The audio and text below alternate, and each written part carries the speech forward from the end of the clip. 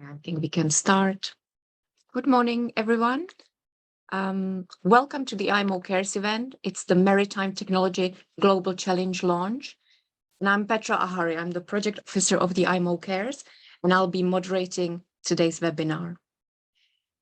The event has three main sessions. First, we will find out what is IMO CARES and what is the Global Challenge. Then we will introduce the Maritime Technology Cooperation Centers, and they will tell us what they see the regional challenges and opportunities in decarbonizations are. And then we will find out about next steps in the challenge and how you can get involved yourselves.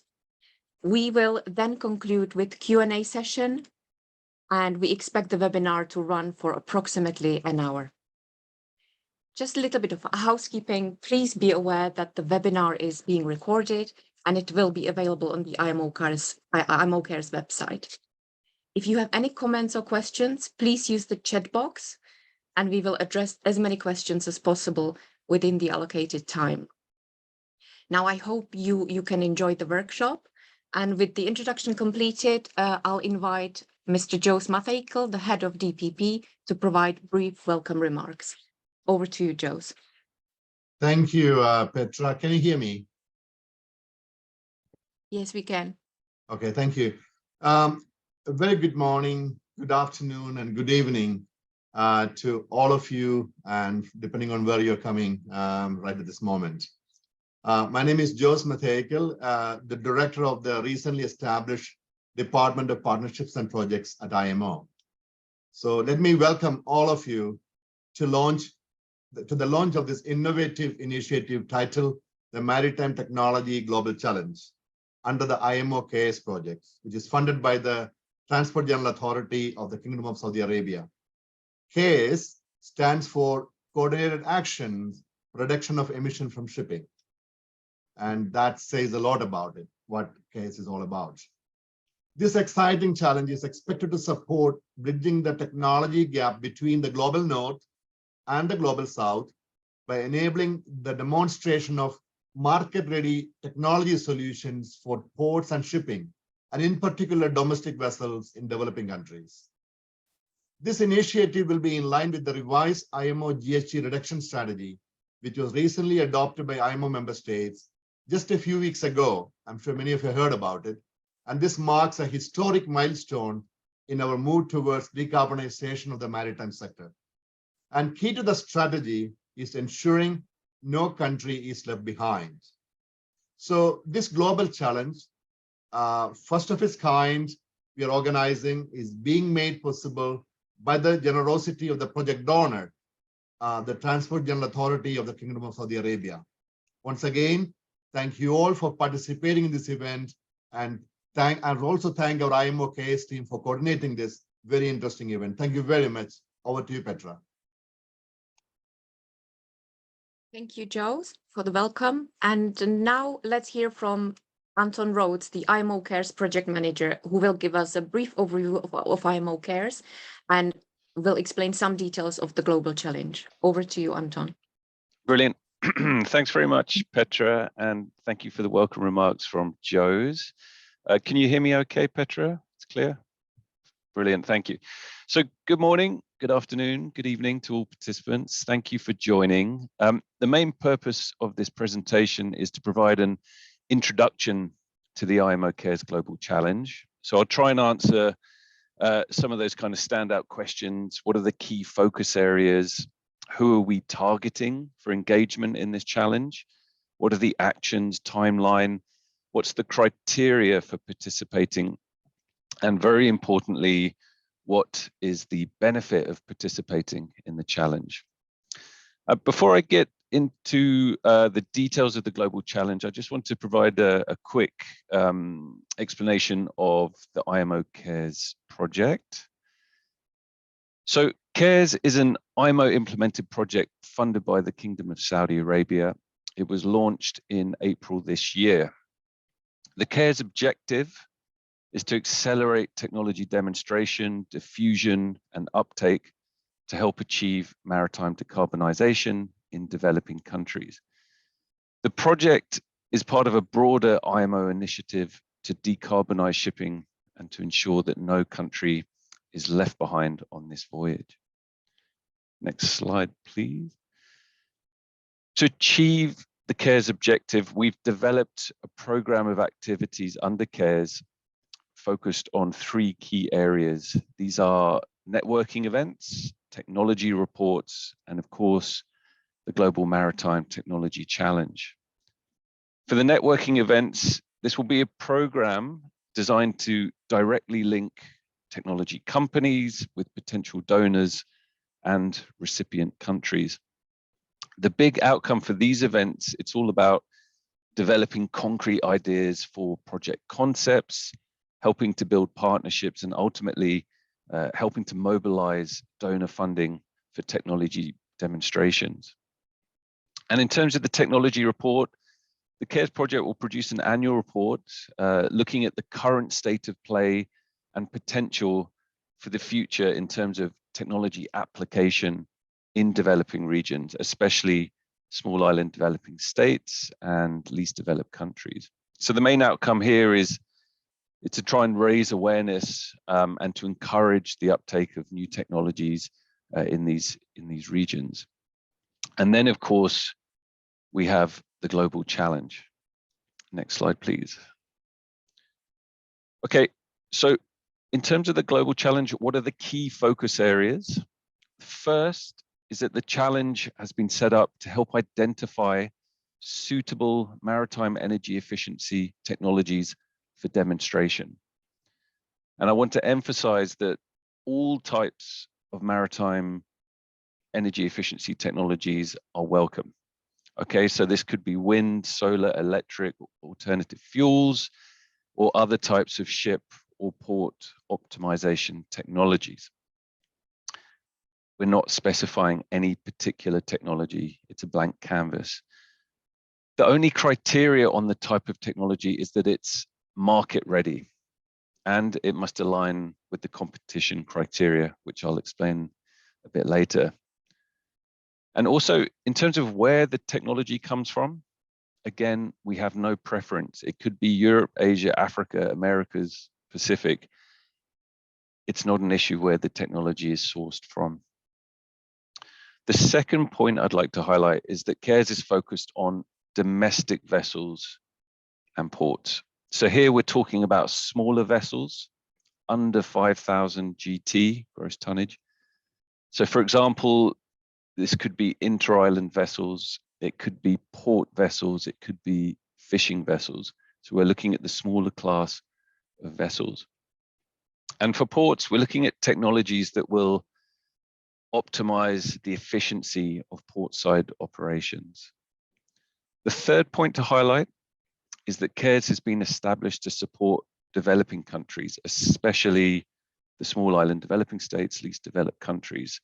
So hence the target regions for this global challenge, it's Africa and the Caribbean.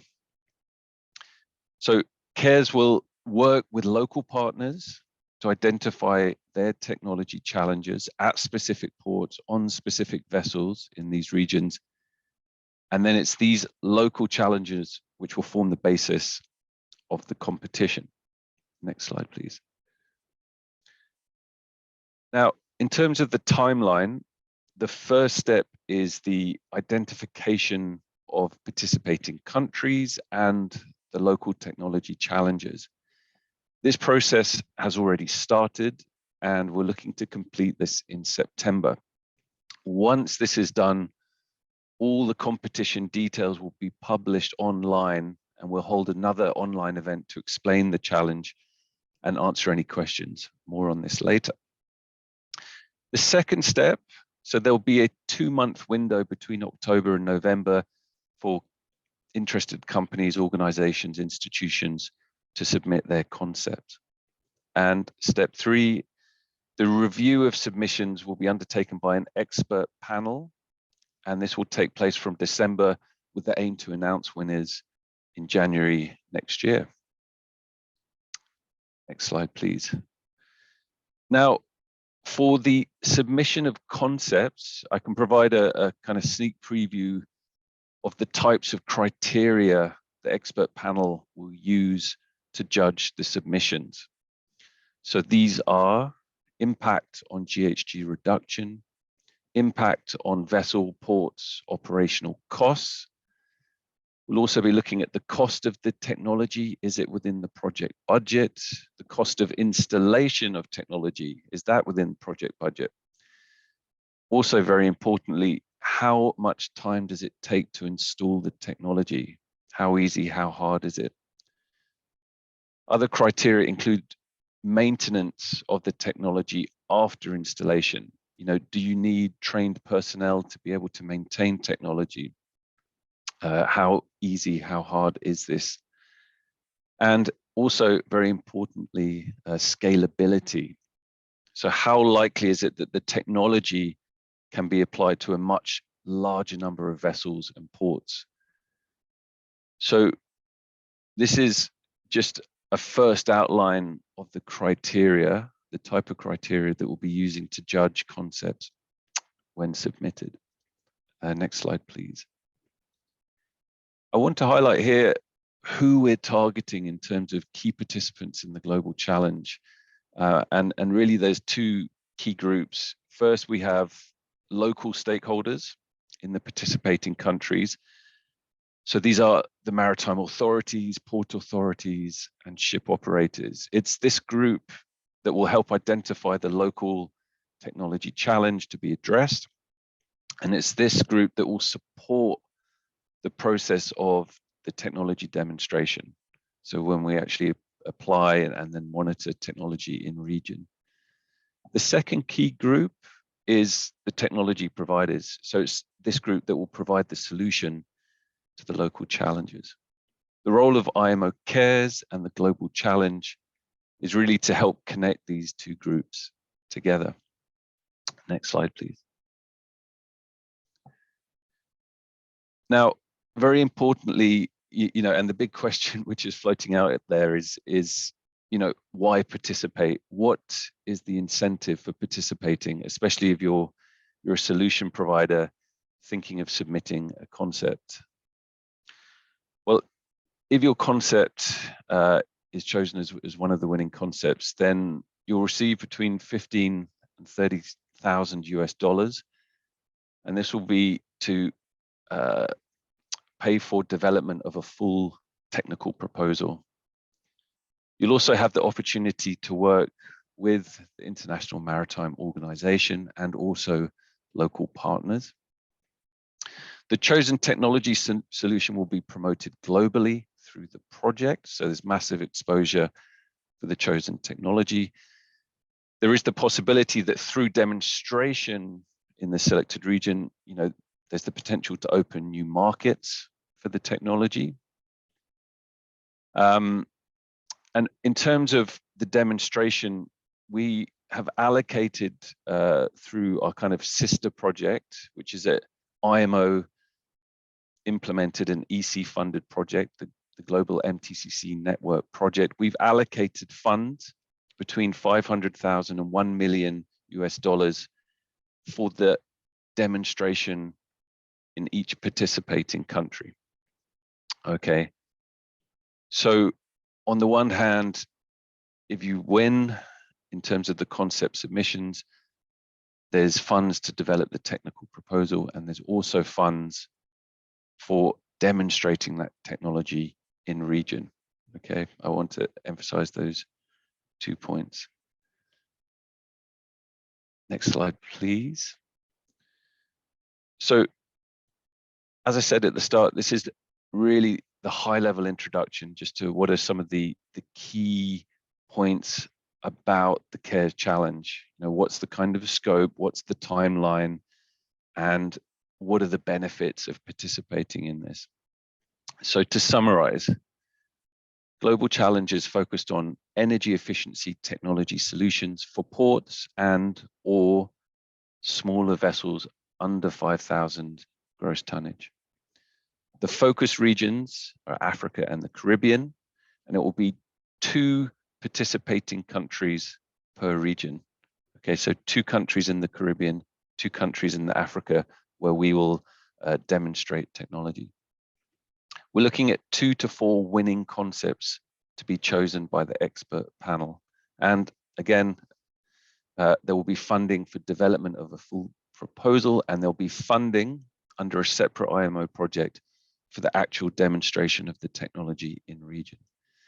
And I'll explain a little later in the session, how to get involved in the challenge in terms of, practical next steps. Petra, back to you.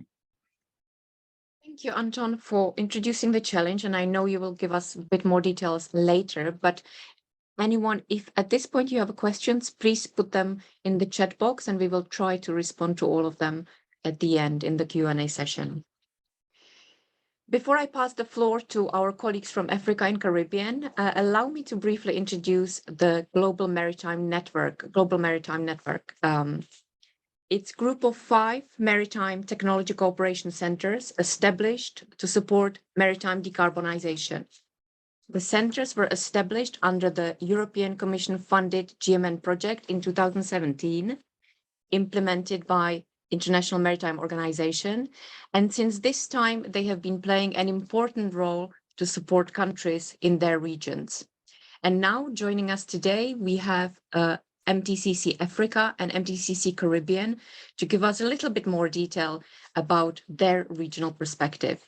So I'll now invite Ms. Lydia Ngugi, head of MTCC Africa, to share her insight on the decarbonization needs and opportunities she sees, in particular in African ports. Over to you, Lydia.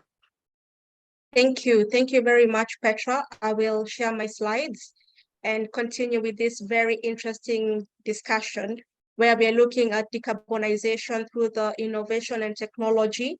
MTCC Africa will focus on the port technologies and what can be brought on board to support the region.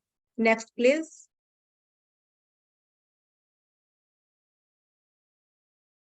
Next slide, please.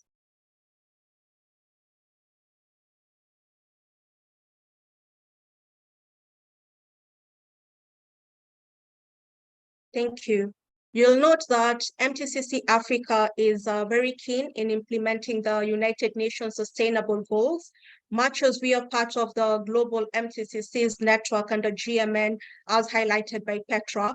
Above are the sustainable goals that we look into.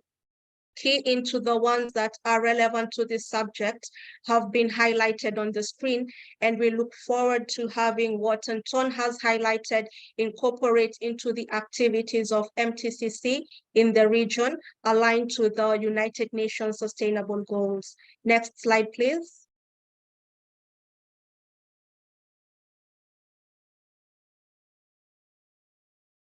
As we consider the goals of the MTCC Africa, which is to build capacity for climate change mitigation in the shipping and maritime industry, within MTCC, we are keen on the focus of ports.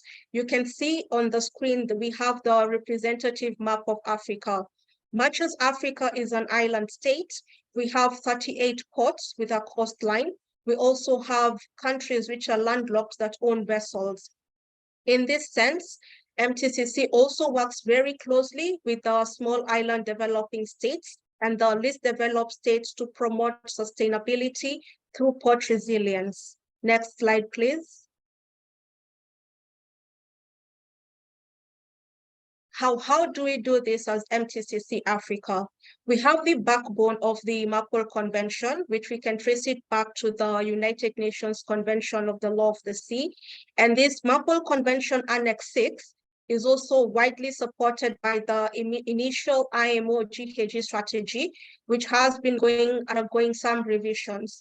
You will note that some of the key performance indicators for MTCC in terms of ports is through the electrification, digitization, use of alternative energy at ports, for example, the use of solar power, bringing on board the green port policies that are currently being implemented in various strategic ports, for example, the Port of Mombasa and the Port of South Africa.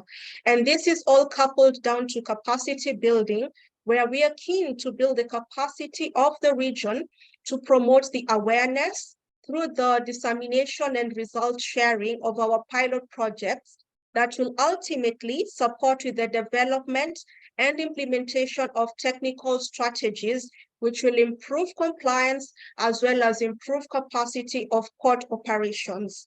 Next slide, please.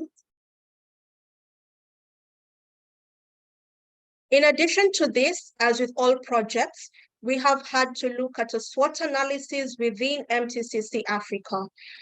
Given the presentation will be shared on the online platforms in the next phases in future, I will just give a highlight of some of the strengths that we have within MTCC Africa. And this is to note that with the pilot projects that we have developed and what we are looking into bringing on board through IMO CARES, we are keen to have the evaluation of proposals from the relevant and very active African states who will be availing their initial proposals for consideration in order to support capacity building in the relevant ports, in the initial ports that we shall be looking into, as well as making sure that we build capacity for the entire African region in the participation through learning of the best practices. Next slide, please. Now we look at MTCC Africa at a glance. And at this glance, we shall focus on ports and some of the aspects that we have looked into prior and in future, what we shall be considering. In terms of ports, MTCC Africa is very keen into bringing on board alternative measures for uptake of port energy efficient technologies that will support operations, as well as looking into the green port policies that will bring on board the research and development for infrastructure projects that will bring also the sustainable development through capacity building. This is to mention that much as the ports in Africa are inclined towards incentives, and that is bringing revenue to the state, it is also very important for the ports to be at par with their current developing stages world over. And this is also to note that within MTCC Africa, we have participated in projects like the ones highlighted on the screen, and we are keen to partner with other developing agencies and organizations to support the new organs that we are trying to bring on board, for example, the IMO CARES through the GMN. Next slide, please. As we're looking to support what has been raised, what are the needs and opportunities that will be fruitful in the energy transition through port digitization, which is an example of one of the many factors within energy efficiency leading to decarbonization. You will note that within ports, we have the aspects of shore power, where shore power is alternative fuel support, and this can be done through having aspects that can be brought on board alternatively, for example, as well as having the solar power and electrification of the port buildings and port operations, and also having battery systems that are within the sphere that we are looking into for energy transition through digitization and decarbonization. Given that these are the aspects that have been discussed and coupled with what Anton has highlighted, this forum will give us more insight as to how MTCC can support countries in the region to make sure that no one is left behind, also through having best practices that can be shared within the wider region. Next slide, please. This is the end of my presentation. Feel free to reach out to us on the available links. We shall also be giving more insights on our website in the next coming few weeks as to how we can participate and work together in this mission to making the ports in the African region green. Thank you so much. Thank you, Lydia. And I can now hand over to our colleagues in Caribbean.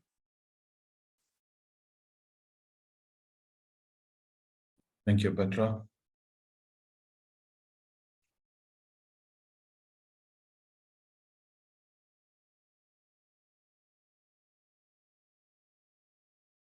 Let me know if you can see my screen. Thank you. Yes, And we can. Yeah, and I assume you hear me loud and clear. So hello everyone, and again, just following up, I highly appreciate this opportunity, especially on this platform, which is facilitated by this project, IMO CARES.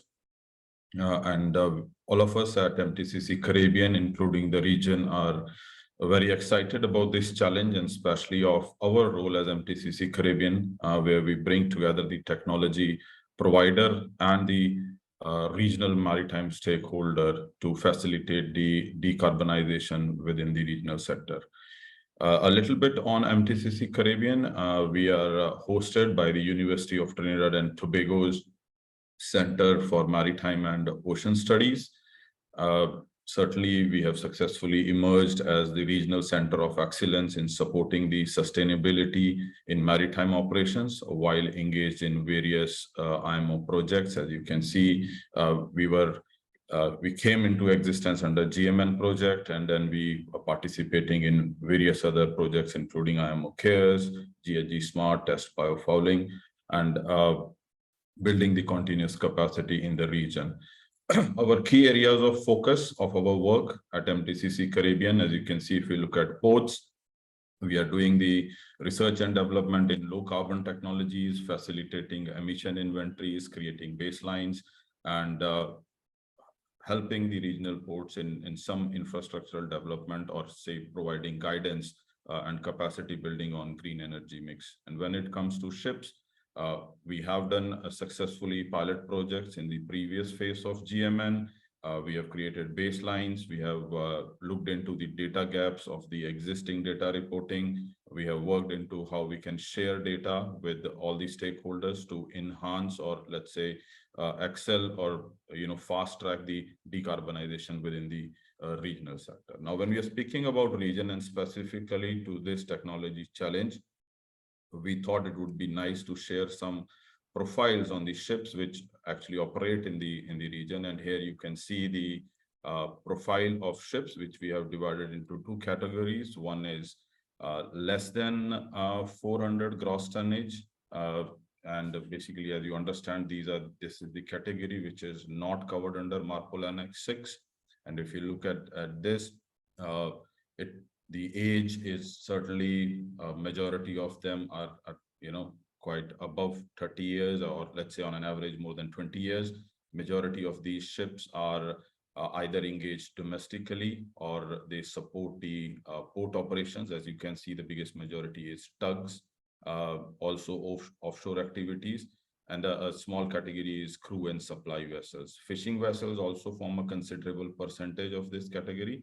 But certainly, maybe for the purpose of project and the taking into consideration the maritime emissions, we would like any technology or any project more aimed at the other category of vessels, which is like tugs or crew supplies or the local domestic vessels instead of fishing vessels.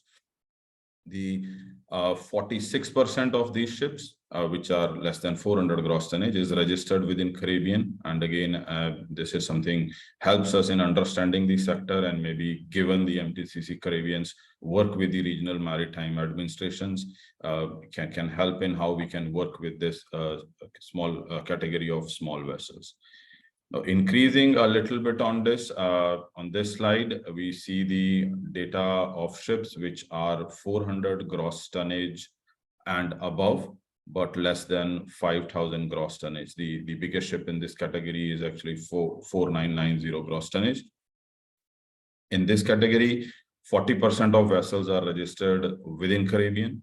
And as I was mentioning on the previous slide, the average age is again a concern here, because most of the vessels in this category is also above 30 years. But if we look at the general cargo ships, which is the majority type of vessels, and these are the vessels which are serving the region, their average age is between 11 to 20 years or 11 to 15 years, if we see on the based on the numbers. And this is also some where we think is type of ships which can if any measure is brought on, will impact the emissions very strongly. So and further, any detail of further vessel profiles or or anything needed by any one of you or through the IMO CARES project, we'll be happy as MTCC Caribbean to provide that. And if you think your technology solution can provide any of solution towards any of these categories to increase their environmental sustainability, we'll be happy to further engage, and I'm sure that that is the next step in the project also. So again, summarizing on this slide, there are certainly ocean-going general cargo vessels which are there, which are trading in the hub and spoke mechanism of the Caribbean ports, registered within Caribbean, and age is certainly a factor, but we see that there can be an impact made in reducing emissions from these ships.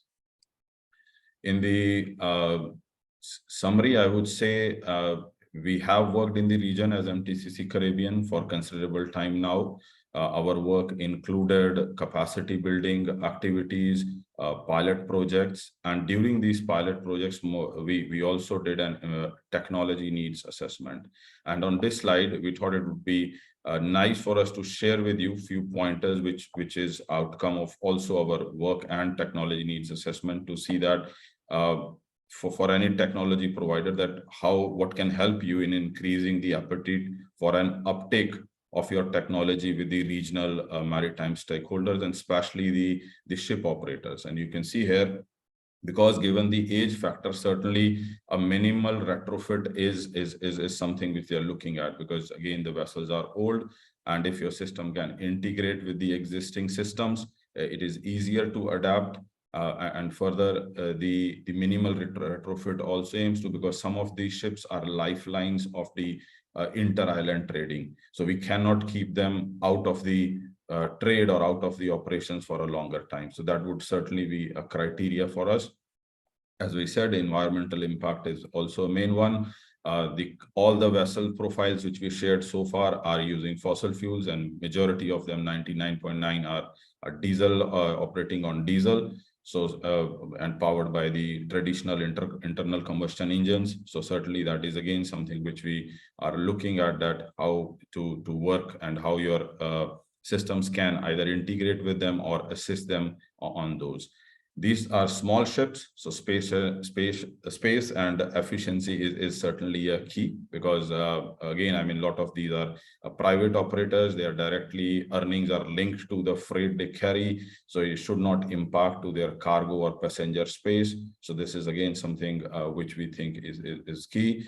The power consumption, certainly they are limited in their power generation due to, again, the size limitation. So any system, if it is going to draw down on the power system or power which is generated on board, would certainly not be something which the operators would be very keen to take on. So that is important. Further, reliability and durability is I think is understood, because sometimes weather can be bad, and it can impact the safety of the ship. So I'll just combine it with the next one.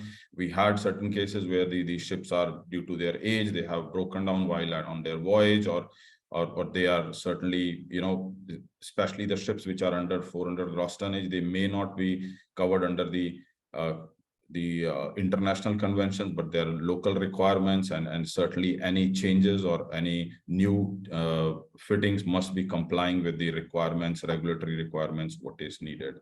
And most importantly, we would like to take advantage of this pilot projects, because we would look into, if successfully a pilot project is completed successfully, we should be able to, through MTCC Caribbean, scale it up, and increase the uptake within the region. And certainly, as I said, most of these operators are also private, so they also look into if there is some sort of funding arrangement which your technology, as a technology provider, you can have with them, and that would be key, not in pilot project, but certainly when you're scaling up, and how the benefits of technology can help them, or either any sort of a financial arrangement which you can offer to the operators in the region, right? And with that, I would say, we certainly look forward to very exciting submissions, and bring the appropriate and suitable solutions to the regional maritime shipping. And please feel free to reach out to us for any further details if needed. And I would say thank you very much for your kind attention. Thank you, Sujit, for sharing perspective from the Caribbean region. And now I can hand back to Anton, who will tell us what the next steps are and how you can get involved in the challenge. Over to you, Anton. Great, thanks very much, Petra. And thanks, Sujit, and thanks, Lydia. It was nice to get a bit of a port perspective from the Africa region from Lydia, and very useful, I think, to get a kind of a high-level overview of types of vessels operating in the Caribbean and some of the key factors involved with retrofitting and improving those existing vessels in the Caribbean. So big thanks to Lydia and Sujit. So yeah, as Petra mentioned, I'd like to just provide a few practical details now in terms of next steps for the global challenge. So after the summer break, we will launch the IMO CARES website.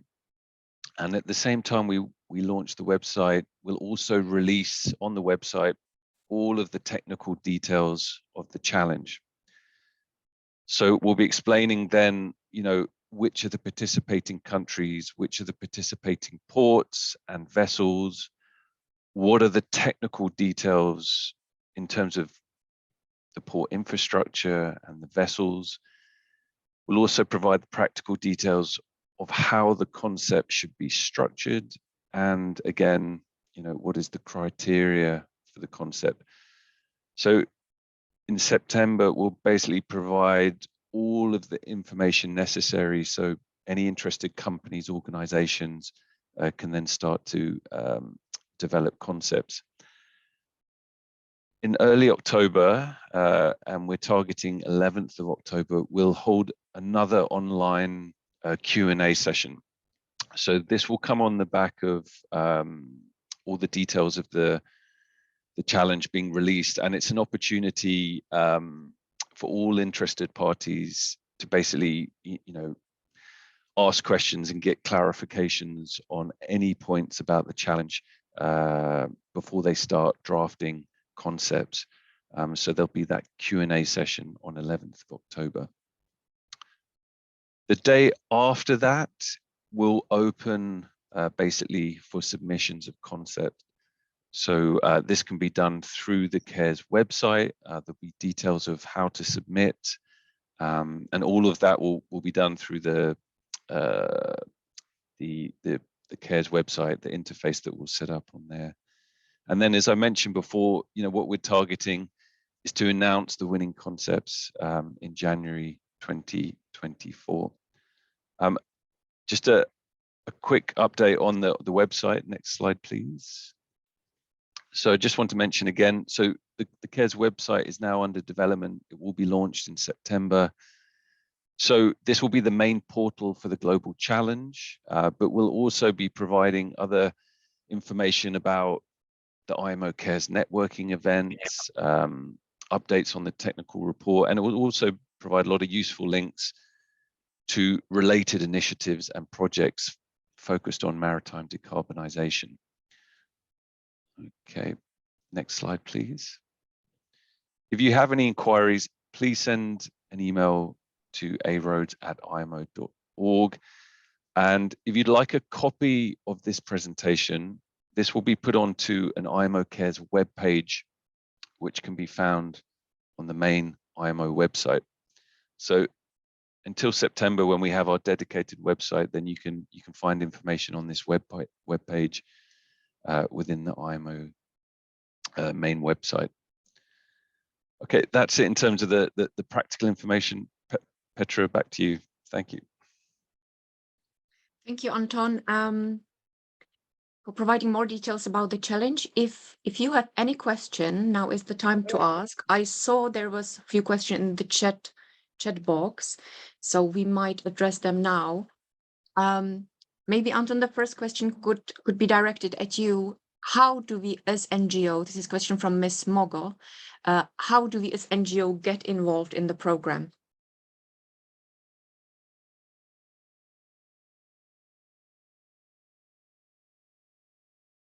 Yep, thanks, Petra. So yeah, we're very keen for NGOs to be involved. There's a number of ways NGOs can engage, in terms of wider dissemination. That's a key part of this. It's what happens after the pilot demonstration, which is so important in the regions. We have our MTCCs based in the region, which are going to play a key role to identify the challenges, to liaise with the local stakeholders. But what we're also looking for is to partner with NGOs, with kind of regional focus in Caribbean, Africa, to help with the wider dissemination. And then, of course, depending on what is the focus area for the NGO, there might be other opportunities to collaborate on joint activities under the kind of, the decarbonization focus. We've had events in the past under the GMN project, where we've brought a kind of maritime perspective on decarbonization, and this has been coupled with input from other NGOs focused on other areas like land transport, or supporting energy sector. So we're very keen to collaborate, and we'd love to hear from you. So please do send us an email, and maybe we can organize a call just to see where collaboration could take place. Thanks. Anton, maybe I can direct another question to you. It's a little bit related. What is the criteria for identifying participating countries, and how can countries apply to participate? From Mr. Sumabe. Thanks. So in terms of participating countries, there's a number of criteria in terms of what kind of support the country can provide in terms of access to port, access to vessels.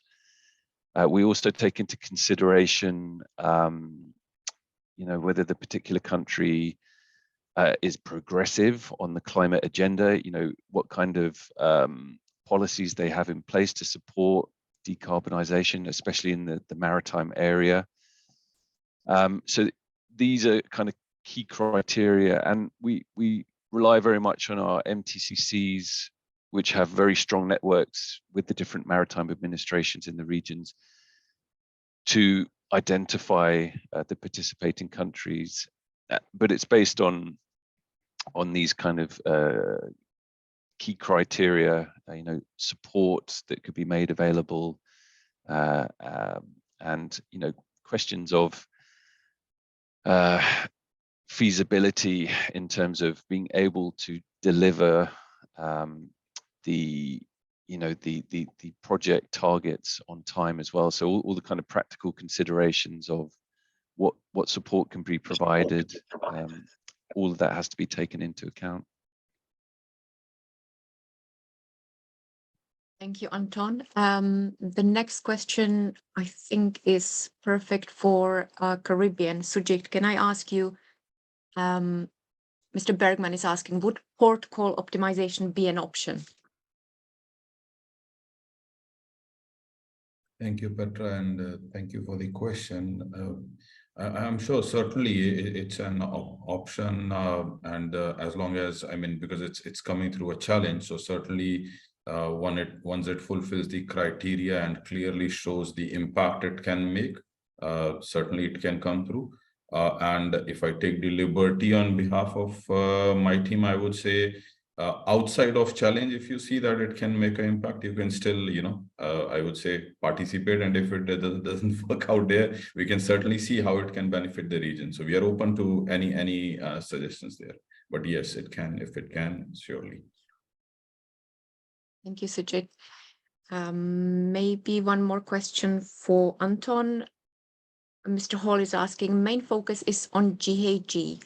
Will we also deal with black carbon emissions? Or if anyone else wishes to respond.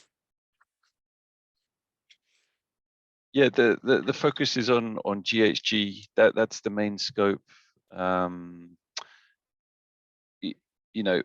add as well, just while I have the opportunity, you know, what will be absolutely key, as well as the GHG reduction, is cost reduction, you know, for operation, or, you know, operations of the vessel or operations at the port.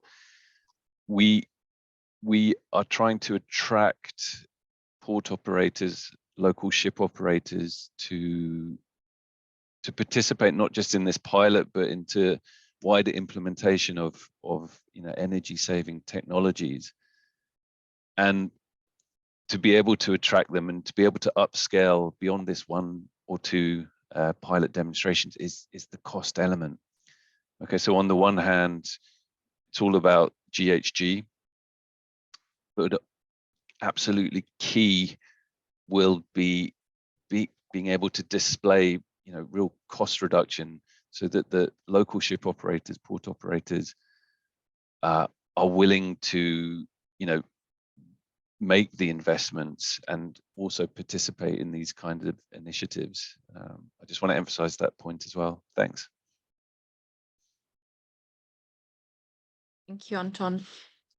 We've had a few questions about announcing the website launch, or what is the address of the website. So we have your email addresses, so we will just announce it as we did the launch of this event. Yeah, we have everyone who's registered for this event, we have your email address, and we'll notify you when the website is launched and provide the link. If you don't want to be contacted, then please just email us to make sure that, you know, we don't contact you unnecessarily. But otherwise, we have your contact details, so we'll be able to give you specific date of when the website will be launched, with all of the information on the challenge. Thank you, Anton. And one more question, I think it's the last one. I'll just read it. What is the level of development necessary in the project to participate? What documentation is necessary to prepare? And is it possible to participate from companies from other countries than African and Caribbean countries? Yeah, thanks for raising those questions. There is no specification on where the technology comes from, where it's sourced, where the company is based. It could be Norway, it could be Korea, it could be Kenya, it could be Fiji, it could be anywhere in the world.